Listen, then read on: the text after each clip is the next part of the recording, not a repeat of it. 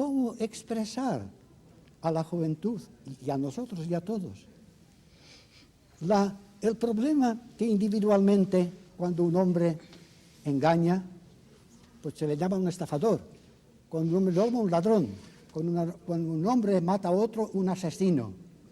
Pero cuando colectivamente se reúnen los hombres, a la difamación le llamamos propaganda. Al robo se le llama apropiación. Al asesinato y al crimen se le llama guerra. No necesitamos una revisión de la historia, que vayamos al humanismo como humanismo profundo, absoluto, que encierra el Oriente y el Occidente.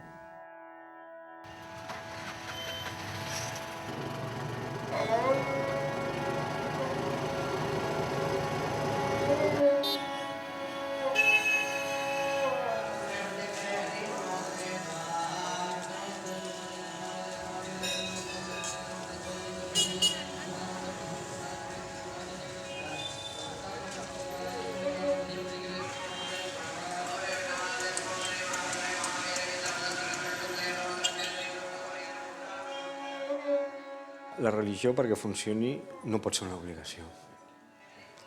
Ha de ser una cosa que tu sents.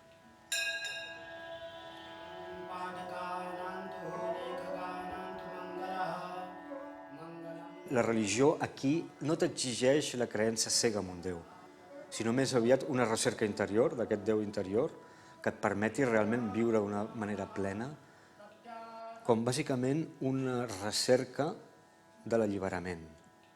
De quin alliberament? Alliberament de què, pots dir? Alliberament del dolor intrínsec de l'existència.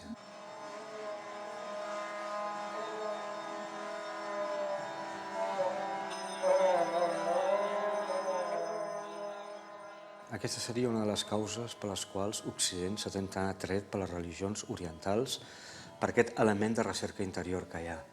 Tots sabem, el Buda ho va dir, en Joan Mascaró no es cansava de repetir-ho, no? Sigues la teva pròpia llum.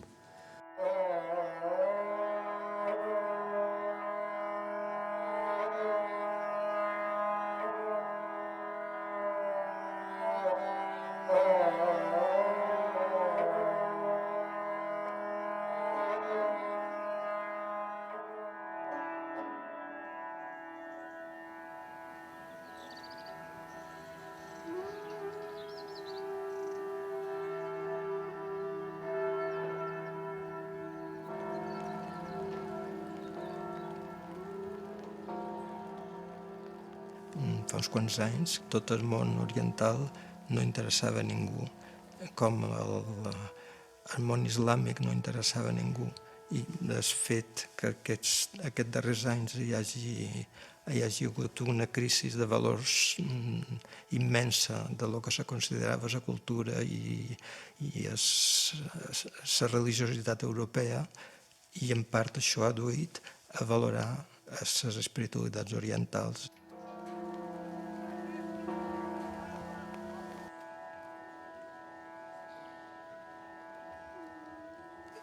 Aquest món intercultural, interreligiós, etc., ha canviat totalment. I en Joan Mascaró, en certa manera, era un poc precursor d'això, perquè ell va anar a Ceilan, se va posar en contacte amb el pacifisme d'en Gandhi, va llegir i va traduir més endavant els llibres sagrats, que era un personatge molt avançat pel seu temps, diguem.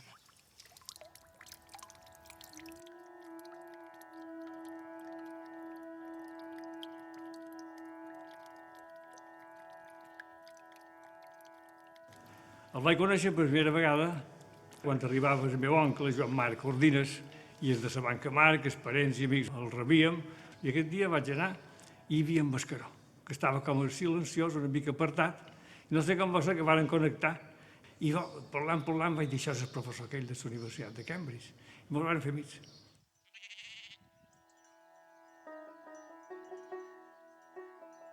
Però ara que dic en Mascaró, va néixer l'any 1897. Ell, com de família pagesa, li corresponia ser analfabet, com tots els seus germans. I quan la seva família se'n va anar cap al Alger, ell li hagués tocat en Sant Capolzer i adéu, Joan Mascaró, ja no hagués estat qui era, varen concedir que ell s'ha quedat amb el seu oncle, que era el propietari de la finca on treballàvem, de Can de Gollat. I va acabar els estudis a l'escola de comerç, va tenir sempre les millors notes i va acabar per ser professor ja joveníssim de l'escola de comerç. I quan tenia d'haver 16 anys va llegir el Bhagavad Gita, aquell llibre sagrat de l'Índia. I el Bhagavad Gita li va entrar d'una manera especial.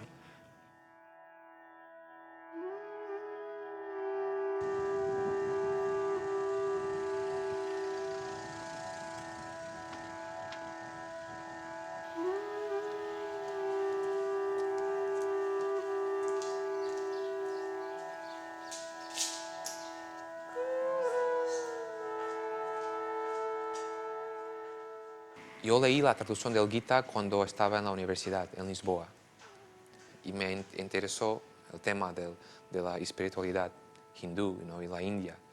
Y la primera traducción que conseguí fue la traducción de Mascaró. Y claro, ahí empecé la idea de hacer un doctorado sobre Mascaró. Su interés sobre el Gita, sobre el budismo, el hinduismo, surgió aquí en Mallorca. En sus cartas él dice que leyó el Gita primero que leyó la Biblia. Entonces me parece curioso que él empezó a estudiar una religión que no era la suya y que probablemente la mayoría de las personas no conocían aquí en la isla. Hubo que haber algo aquí en Mallorca, ¿no? En este pueblo.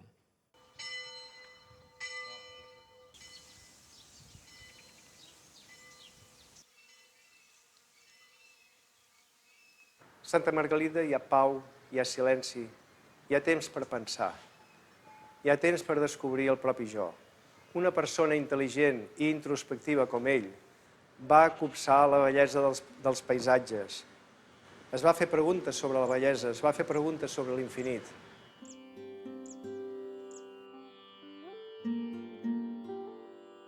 Quan troba el Bhagavad Gita, devia de dir: ei, això no és qualsevol cosa.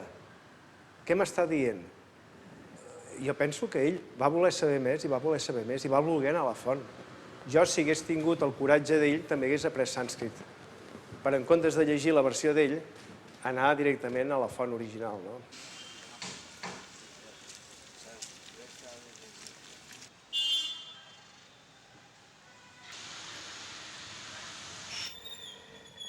Jo entenc perfectament el que li va passar al Mascaró quan un dia troba una traducció anglesa de la Bhagavad Gita, la llegeix, es fascina per aquell text i de sobte diu: jo vull saber d'on ve i aprendre la llengua d'aquest text. A mi em va passar exactament el mateix, molts anys després, i quan vaig descobrir una traducció anglesa de la Bhagavad Gita aquí a l'Índia, i vaig dir: tinc que aprendre la llengua en la qual està escrit aquest llibre. Un llibre que des d'aquell moment sempre porto aquí al meu cor, és aquest llibre, la Bhagavad Gita.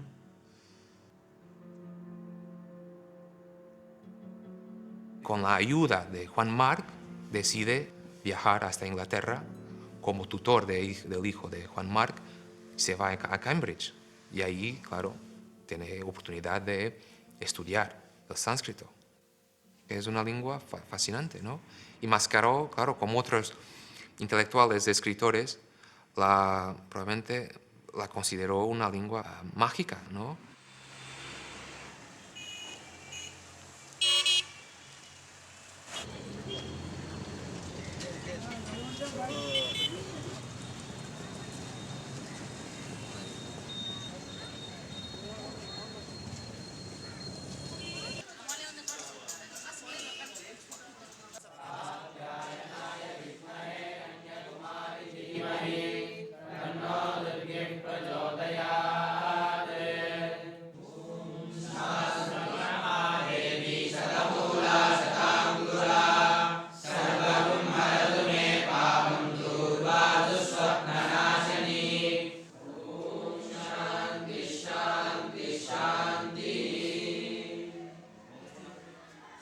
El sànscrit és, sens dubte, la llengua clàssica més antiga de l'Índia, és una llengua indoeuropea, Jo el que voldria dir i deixar molt clar és que el sànscrit és un idioma, evidentment, que avui en dia té una utilització litúrgica molt important, però que és un idioma també que s'utilitza per altres coses que no són estrictament religioses. Això és el que voldria dir, no? गणनात्मकः कालः कथयति प्राणादि कथितो मूर्तः És un idioma de cultura, filosòfic, que s'ha utilitzat per tot tipus de disciplines.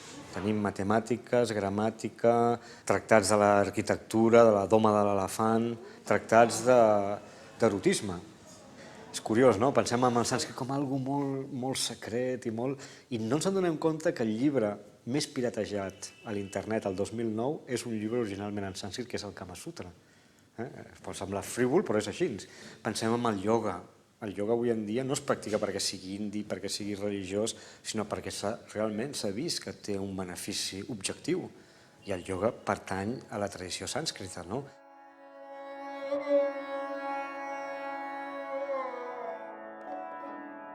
Durant 2 anys va estar a Ceilan. Va ser professor allà a Ceilan i allà va aprendre les essències d'aquell país.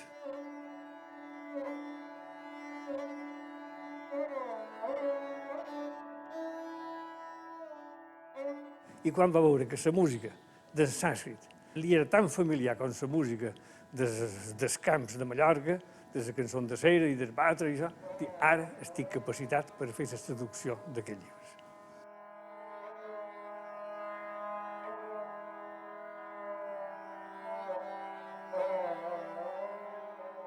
Cuando estaba aún en Jaffna, en el norte de Sri Lanka, Mascaró sintió la falta de Europa, muchísimo, ¿no?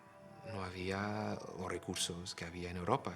Fueron 2 años aislado.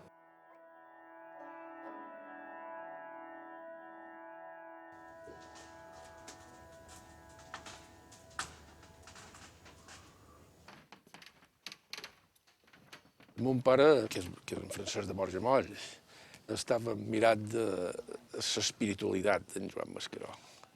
I en Joan Mascaró admirava de mon pare la seva capacitat de feina, la seva entrega a una obra com aquesta del diccionari, que li va durar tota la vida a mon pare.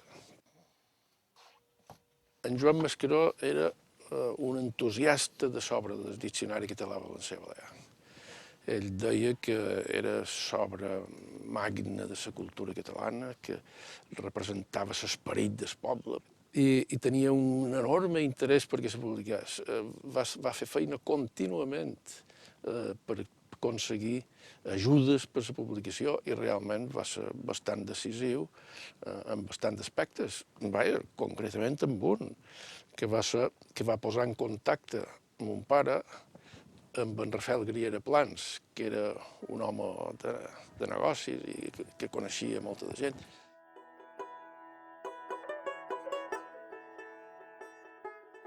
I en Moll tenia molts problemes i no aconseguia tirar endavant, és que no arribaven a fi de mes per fer el diccionari. Era una obra monumental i que demanava moltíssim esforç i a Mascaró li va dir: tinc un amic a Barcelona que ens podria donar un cop de mà. I aleshores aquest amic, òbviament, era el meu pare, i el meu pare va ajudar amb en Moll i tots tres, d'alguna manera, van estar molt units en tirar endavant el diccionari.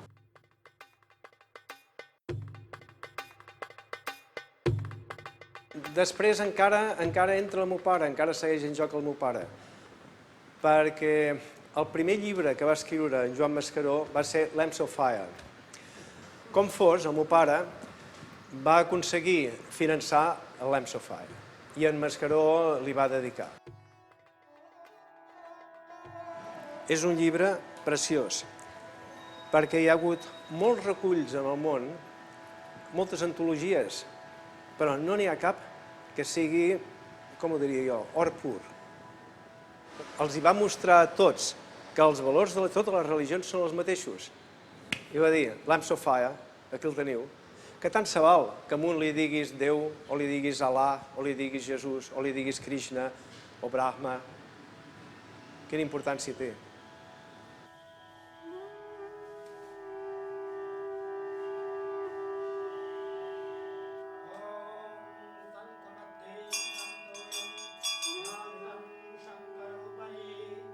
La expresión viene de un poema de San Juan de la Cruz, ¿no? Lámparas de fuego.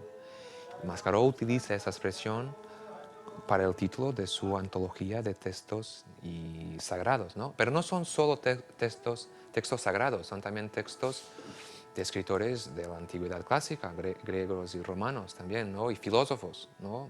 Europeos.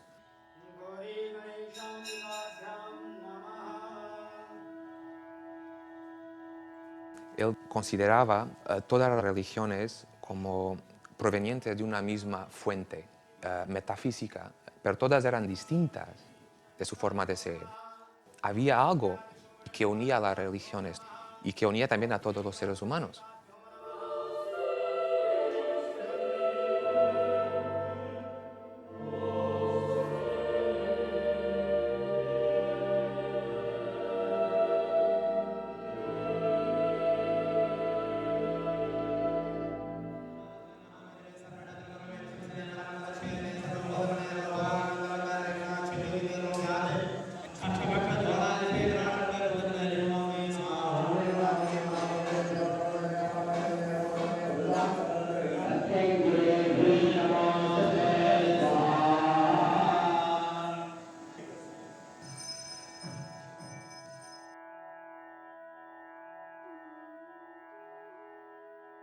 Mascaró era un home molt amable. Semblava una mica tímid, però tenia una gran profunditat de coneixements. Ell insistia molt que la fe vagi acompanyada per la raó, que la raó ens l'ha donat Déu també, per discutir les coses.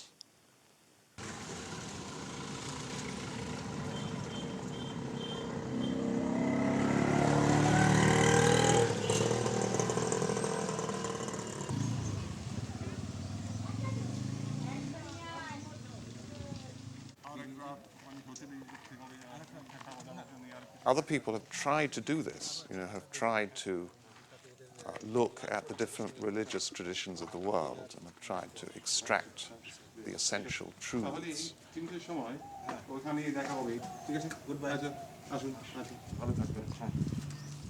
So people have tried, but in my view, the only person who has really succeeded is perhaps Juan Mascaró.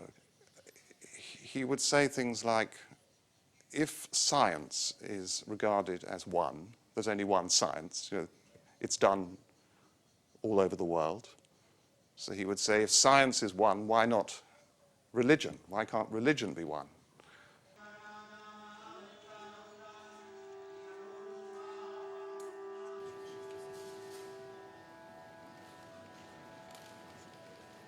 So, of course, he was always trying to establish the fundamental principles of a spiritual outlook that everyone could share. He was very concerned that, after all, religion causes often so much offense and argument and conflict. Then we had to find religious principles or spiritual principles that would not offend anyone. This was very important to him.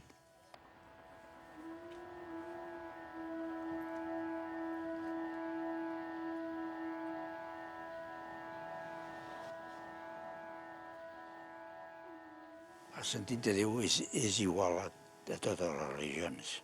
És a dir, hi ha d'haver algú que ho dirigeixi tot. No solament la vida humana, sinó tot l'univers, el moviment dels astres, tot. Diu la mateixa força que fa moure les estrelles, diuen els orientals, és la que fa batre el cor de l'home. És el mateix.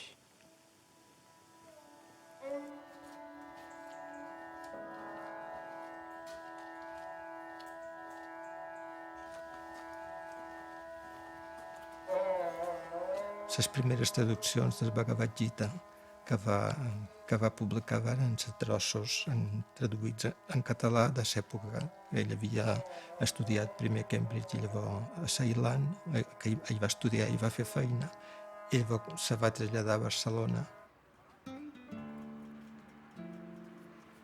La universitat llavors es va convertir en una cosa oberta, Per exemple, van sol·licitar a Mascaró pel sànscrit. Es van acceptar professors que no eren catedràtics oficials, però eren gent que sabien molt. Això va donar vida a la universitat, però va durar molt poc, perquè els que van guanyar la guerra el primer que van fer va ser suprimir-la i tornar a les normes antigues del catedràtic que dona la lliçó i plega. L'any 36 devia estar de professor a la Universitat de Barcelona, si no vaig errat. Però va venir a Mallorca a passar l'estiu i el va agafar la guerra aquí a Mallorca. I l'home estava, un pare de qualque vegada deia així, com un peix fora de l'aigua, no? En juego los destinos de España no puede haber más que una fiebre de heroísmo y pasión de servicio. El 19 de julio estaba en el balcón de nuestro piso cerca de Santa Creu, cuando oí la radio de un café. España nos entrega y un pueblo que nos entrega no puede ser vencido. Para enterarme de lo que pasaba en Palma, me dirigí al ayuntamiento en la plaza de Cort para ver al doctor Darder.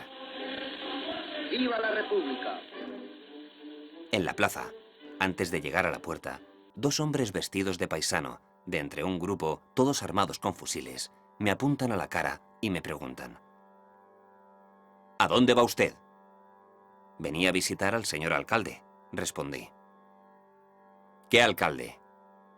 El señor Darder. Ellos me contestan literalmente: aquí no hay tal alcalde. Nosotros somos del Fastio y váyase usted a la mierda.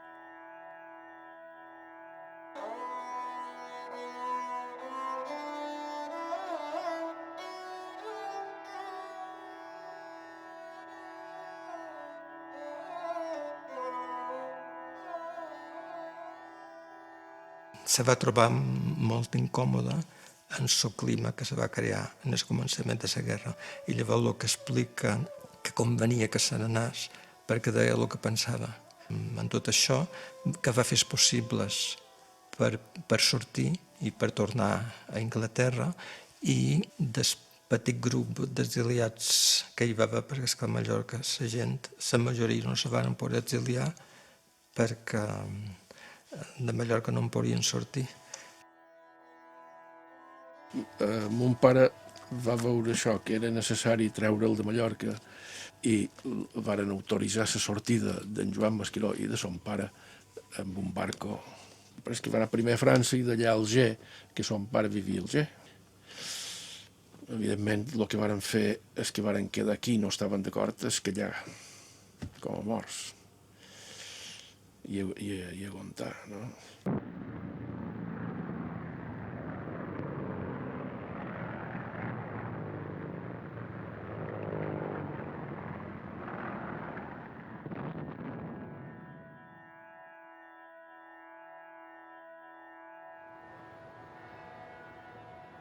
He podido finalmente salir de Mallorca y llegué a Marsella ayer por la noche.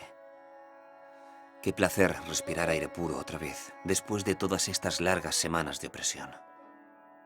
Mañana voy a mi casa en Argelia. He escrito a mi buen amigo el doctor Xirau para saber si me necesitan en Barcelona. De hecho, ir allí significará estar bajo el mando del gobierno militar. ¿Es mi deber ir?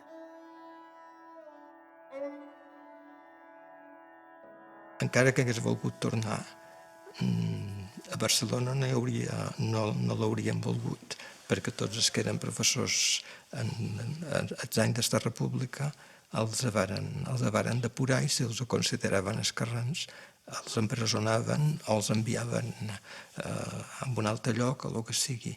I per tant, acabada la guerra, no tenia cap possibilitat aquí.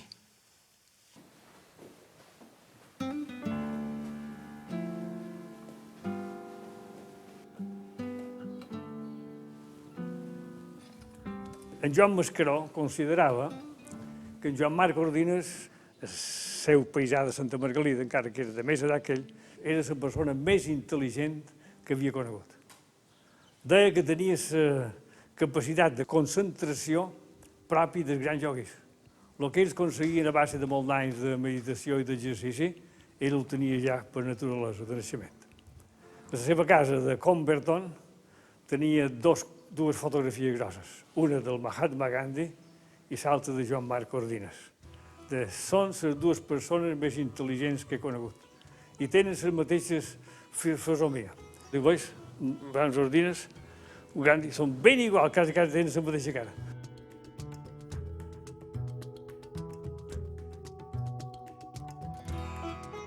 Joan Marc Ordines, el volia fer secretari seu.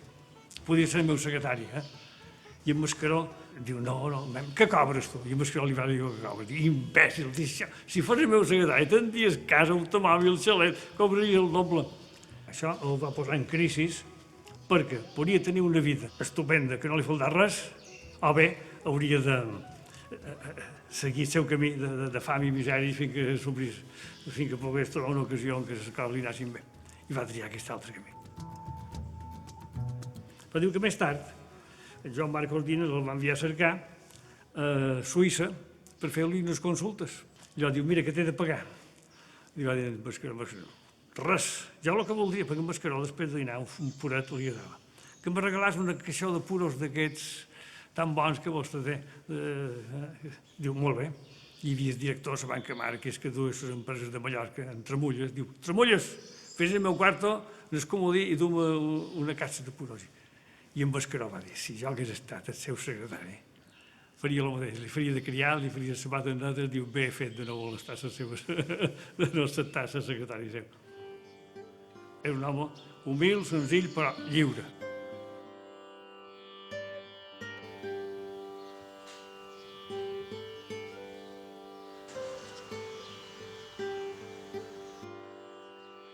La primera traducción del Gita en catalán fue hecha por Mascaró.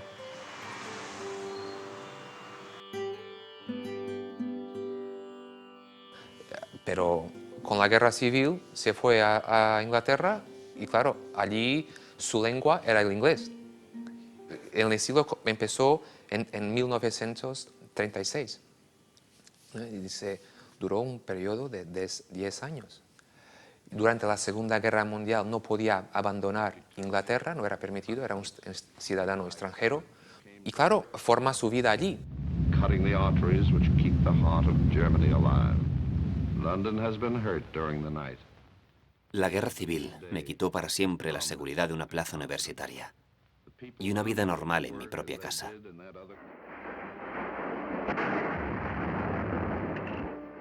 La guerra de Argelia ha destruido todo aquello que mis buenos padres y hermanos hicieron durante 50 años. Todo confiscado y robado. Y la muerte de mi querido hermano. El mundo de hoy es un mundo terrible. Siempre ha habido penosas injusticias, luchas inútiles, oscuridad en el corazón.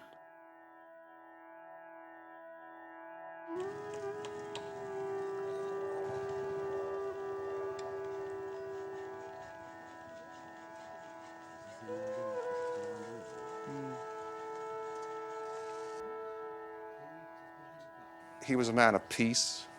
He detested war. But at the same time, I remember him saying, well, once things had got that far and this monstrous fascist system had established itself, then it had to be stopped. He accepted that the Second World War had to be fought. There was no alternative. Although he himself would not have been able to fight. You know, he would not himself have been able to pick up a gun and shoot anyone. Joan Mascaró es catalán español, luego se traslada a Inglaterra, domina el inglés, sabe la cultura inglesa, occidental, pero su interés está en la India. Ocurre lo mismo con Gandhi. Sudáfrica, India y, claro, luego su lucha con los ingleses. Esa preparación permite ser representantes de una cultura múltiple. Las dos personalidades están tratando de ver como alternativa Gandhi es su movilización política, es otra personalidad, ¿no? Joan Máscaro no participa políticamente con esa dimensión tan grande, ¿no? Pero intelectualmente están apoyando la misma cosa, la no violencia.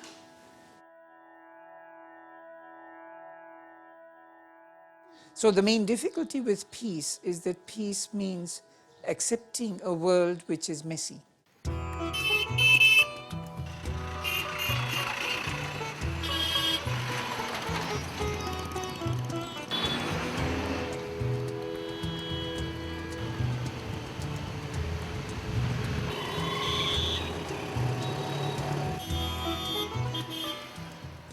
The question is how you can manage a street like a street in Calcutta, where people have completely different ideas of traffic rules, and they're all on the same street. How can you keep such a street free of accidents, and at the same time not impose one person's ideas of what the rules should be? That's the main question of peace. And we solve it differently in different cities and in different countrysides. The way Máscaro tried to solve it, I thought, was to bring together visions which initially look irreconcilable, but which are all visions of peace.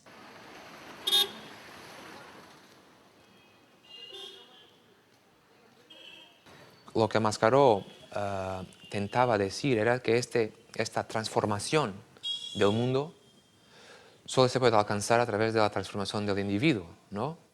Que el individuo es la clave. Is this, are you claiming this is No, something no, quite not different? at all. No, It's the oldest thing. ancient, older time that Yes. you are... Must you not improve yourself first? Take the problem of war. We all want peace. I mean, except idiotic people or evil people. But first, if we work for peace, we cannot truly work for peace unless we have peace in ourselves, unless we have love in ourselves. Well, that's Then you can work for peace and you can be crucified if necessary it is. But you cannot suffer and work. Finally, and this is the solution of the modern world. We've not got no need to be here. He was appalled by the Cold War and the growth of nuclear armaments after the Second World War. It was insane, as we all know. It was totally insane. And he wrote a letter once to the Times newspaper. He was very proud of this letter. He showed it to me several times, in which he expressed his horror at the arms build-up. And this made him sympathetic to young people who also felt appalled by it and who campaigned against nuclear weapons. He was sympathetic to peace movements and campaigns of that sort. He was sympathetic to the Beatles and their campaigns for peace. And they were drawn to him, I think, because they saw him as a man of peace. Pero el gran momento es su traducción del Bhagavad Gita, que empieza a trabajar en la traducción en los finales de los años 40, ¿no? Él empezó a traducir porque le gustaba mucho el texto, ¿no? Pero él no sabía lo que ocurriría más tarde.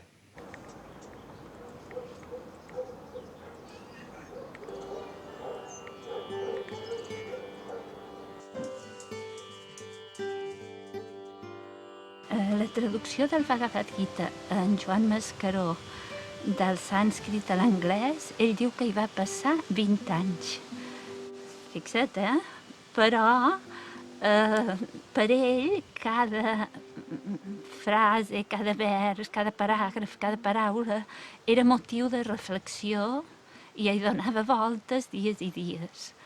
Clar, pensa que estava fent l'apropament entre cultures, que no era una traducció literal. I, de fet, procurava que quan mos arribés a altres occidentals mos fes aquest impacte. I jo crec que ho va aconseguir. Però amb ell li va durar 20 anys. És un llibre un poc difícil. Això, bé, de fet, és una part del Mahabharata, que és un llibre llarguíssim que narra una guerra. I allà de dins, inserit, hi ha aquesta perla, que de fet ens parla també d'una batalla, però llavors quan hi vas entrant veus que es tracta de la nostra pròpia batalla interior. La Bhagavad Gita, el gran missatge, en té molts, però el gran missatge que imagino que fascinaria en Mascaró, igual que ha fascinat a mi i a milers de persones, és que et diu, no, tu fes la teva feina, però no et preocupis dels resultats. Per què? Perquè tu no tens mai control sobre els resultats. Sí tens control sobre la teva feina. Et diu, descobreix quin és el teu dharma. Dharma, la teva pròpia llei, la teva pròpia natura. I quan descobreixes què és el teu dharma, fes allò. Encara que sigui una cosa aparentment humil.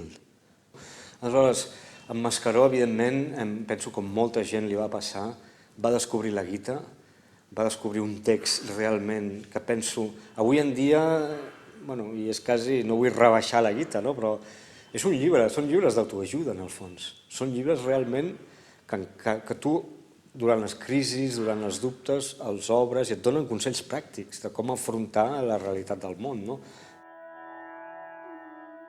El Mascaró podía superar, ¿no?, el sufrimiento leyendo el Gita, porque él fue un hombre que sufrió muchísimo a lo largo de su vida, ¿no? Estar en otro país y lejos de su pueblo y de su cultura. Me parece que el Gita le ayudaba muchísimo a combatir esa ansiedad, ese sufrimiento. El Gita et dona moltes coses. I jo penso que ell va sentir com un impuls interior de que jo tinc que tornar el que el Gita m'ha donat al reste de la humanitat. I sabem que la seva tasca en popularitzar la Gita i en popularitzar les Upanishads va ser immensa.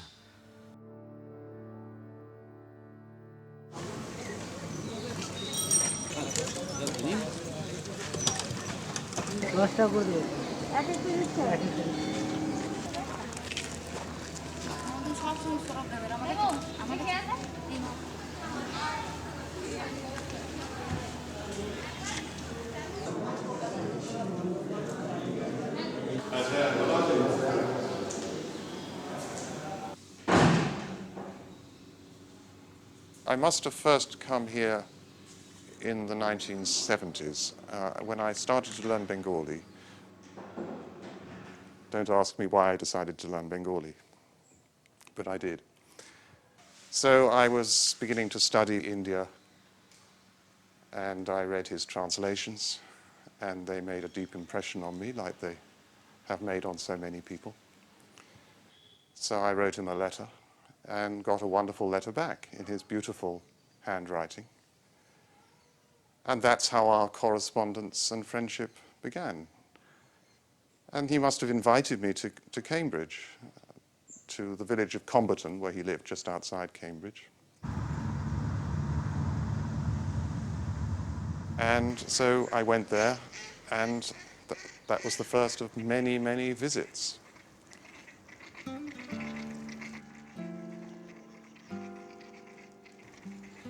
He and his wife, Kathleen, who was English, of course, she was a teacher, although retired by the time I knew them, lived in a house that had belonged to her parents. And it's an old cottage with a thatched roof. They lived in a very old-fashioned way, very simple way.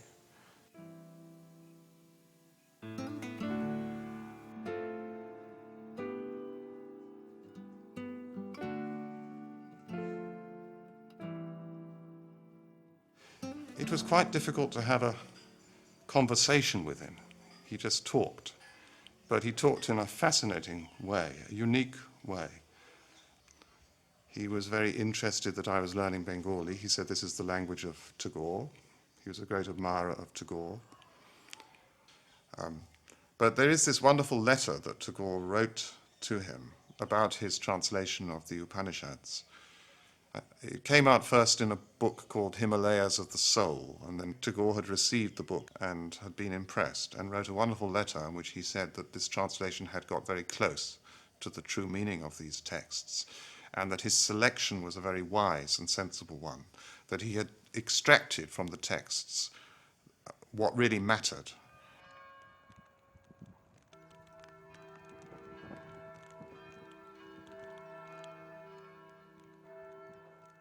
Los años 50, después de la guerra, son los años en que él trabaja en su traducción, dando clases al mismo tiempo, pero trabajando en la traducción del Bhagavad Gita.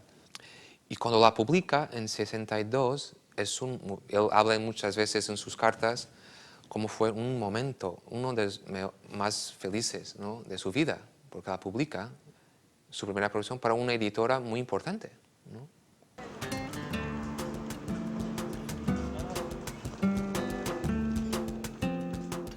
Mañana, 5 de enero de 1961, voy a Londres a entregar mi Bhagavad Gita a mis editores.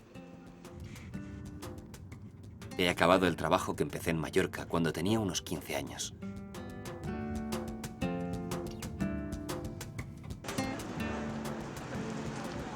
En la vida, cuando hemos hecho todo aquello que podíamos hacer, no podemos hacer más y nos sentimos contentos.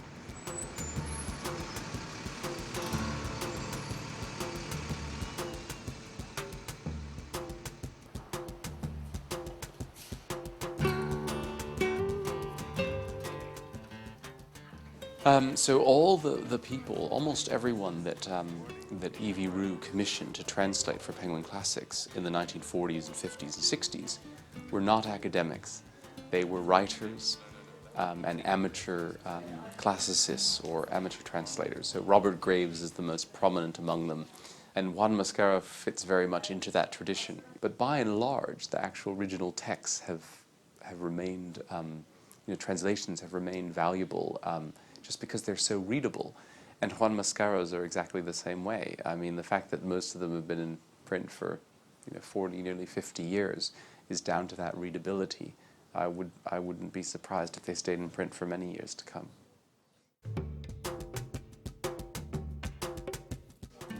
We don't have exact figures going back to 1962, but from what we do know, we can estimate that certainly the Gita has sold over 1 million copies in its Penguin edition, and the Upanishads and the Dhammapada have sold several 100,000, and they continue to sell extremely well today in all their forms and around the world. And now you can access the same text from 1962 with the same way that Juan Mascaro first wrote it on, in a 21st century way, as I'm doing right now on the iPad. It's exactly the same as the 1962 edition, page for page, but it's just in an electronic form. 1 milió d'exemplars en llengua anglesa, i ara deuen d'anar pels 3 o 4 milions. Això és un impacte cultural que no es pot negligir. Tant és així que jo crec que precisament tot el que estava passant, sobretot als Estats Units, a la costa oest dels Estats Units, el moviment hippie, això per força havia d'incidir en ells. I va incidir, i es veu, perquè els Beatles, que tenen una forta connexió amb el moviment hippie, i amb l'evolució d'aquells moments, amb l'espiritualitat naixent, doncs en Mascaró els va condicionar i els Beatles van voler conèixer amb Mascaró. You become more and more aware of all the dangers that exist in present living, and she finds that she avoids... There was a David Frost show on television about meditation, and amongst others in the audience was Juan Mascaró, who is a Sanskrit teacher at Cambridge University. He wrote me a letter later saying, might it not be interesting to put into your music a few words of Tao? And that's where the words to the inner light come from. The song was especially for Juan Mascaró. He's a sweet old man.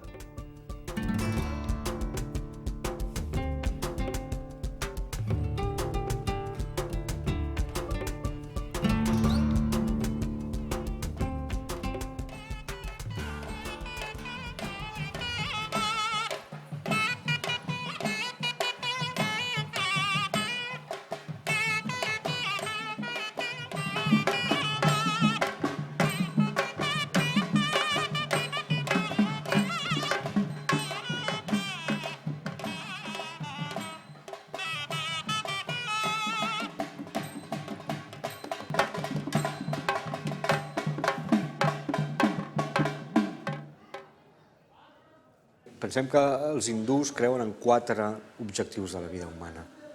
Un és el plaer, que és el kama. L'altre és l'economia i la utilitat social en general, és el segon objectiu, la riquesa, els diners. El tercer és l'ètica o la moral.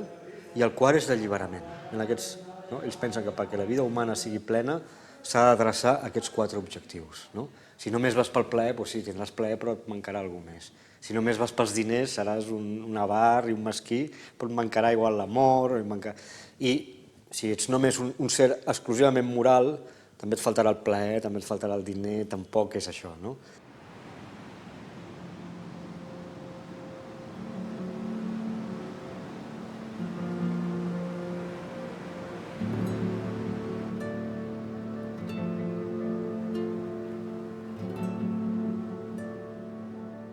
Què hi fem en aquest món? Hem vingut aquí simplement per menjar, per jugar una miqueta i després anar-se'n? O hem vingut per averiguar de veritat qui som i què fem?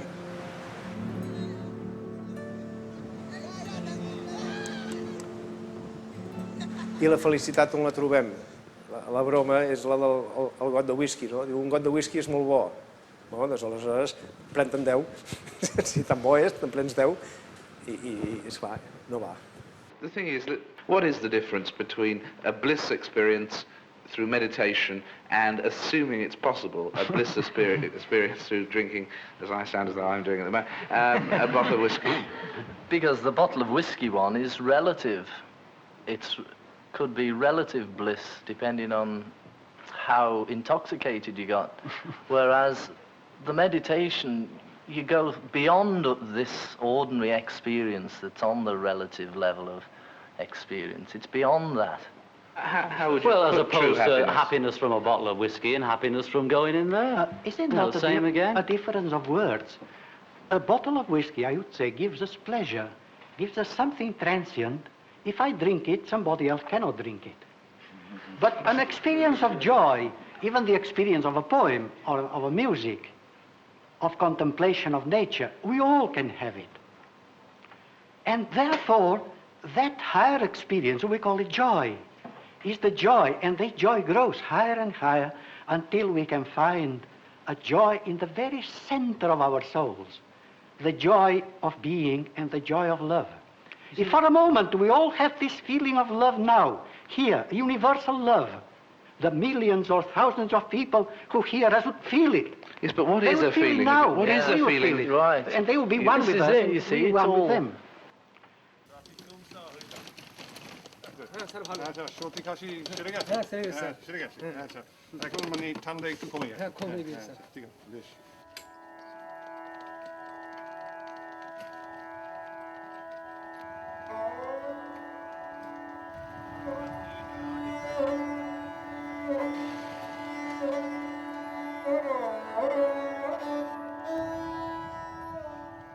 He had a lot of real wisdom. I mean, many of his sayings, they often come to me. One is, I can't remember the exact words, but when you are angry about something or upset about something or having some quarrel with your partner or something like that, you should just drop it, like letting something fall from your hand. And I always think of that. I mean, it's a very profound statement, actually. I often think of that. Jo quan vaig conèixer en Mascaró, per mi va significar veure que la pau interior era possible. El primer dia que el vaig conèixer ho vaig veure. Aportava pau, estava bé amb ell i estava bé amb els altres. Sembla que sigui una cosa que tots encalçam i no podem arribar-hi mai. Però de sobte tens al davant una persona que dius això és el que volem, pau interior. Però és que nosaltres hem comprès que és fonamental. No hi ha ningú que no vulgui la felicitat, no hi ha ningú que no vulgui la pau interior, no hi ha ningú que no vulgui que li diguin la veritat. Que hem vist abans.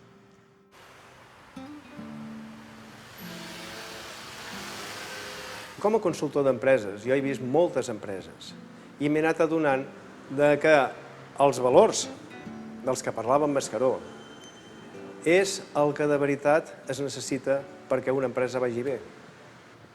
Pau, harmonia, aquests són els grans valors espirituals. Aleshores, què estic fent actualment? Doncs estic aplicant els valors a la direcció d'empreses.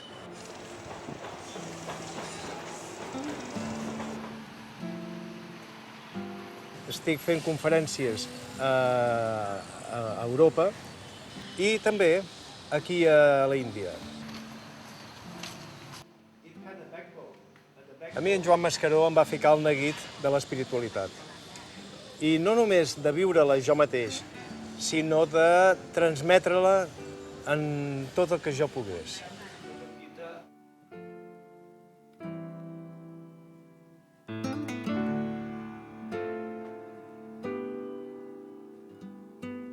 El seu ideal era que allà on havia nascut havien començat unes vibracions que se van convertir en intel·lecte i en amor i volia morir en aquell lloc on havia nascut.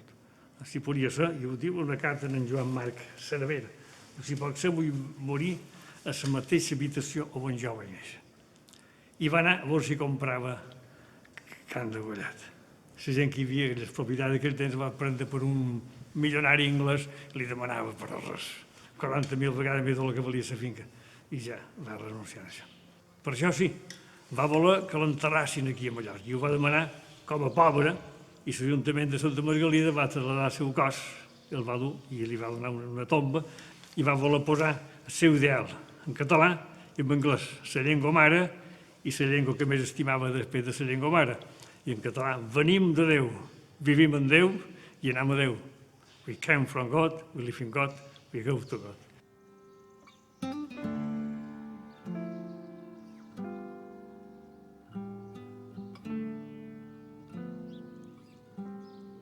Com és que per molt bé que ens vagi a la vida, tots acabem malament, malalts, vells i morts, no podem escapar ni de la malaltia ni de la bellesa.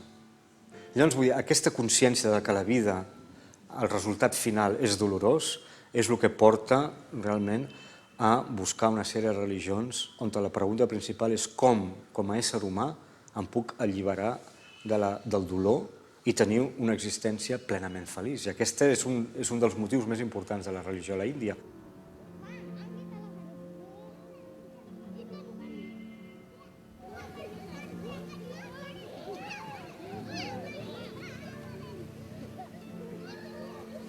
Segons els orientals, tot està ordenat, tot està prejutjat.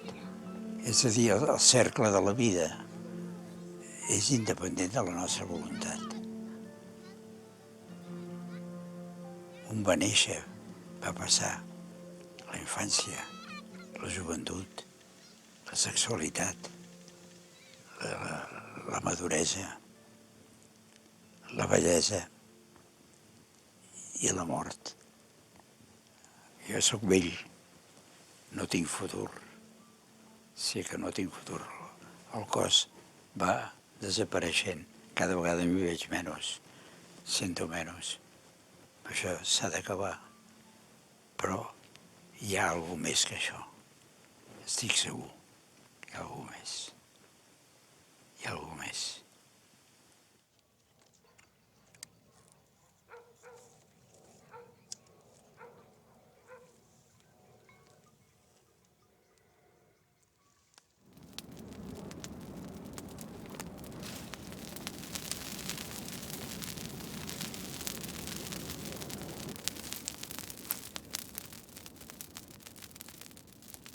Estamos aquí, en este vasto universo, y no sabemos qué somos, y no sabemos qué es el universo.